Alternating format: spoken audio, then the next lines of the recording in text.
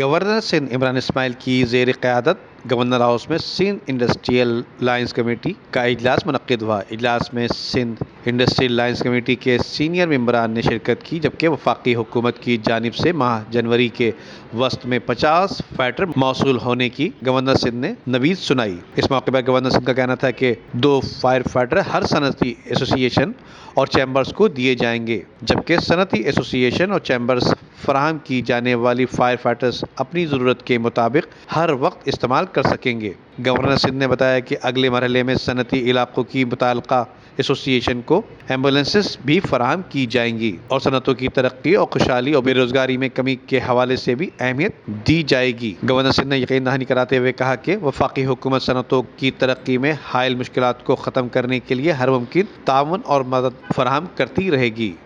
Video کو like کر کے فیس بک اور واٹس ایپ کے ذریعے دوسرے لوگوں کے ساتھ شیئر کیجیے اور ایسی ہی خوبصورت ویڈیوز فیوچر میں حاصل کرنے کے لیے ریڈ بٹن پر کلک کر کے اور بیل آئیکن کو پریس کر کے ہم سب کے سبسکرائبر بننا مت بھولیے۔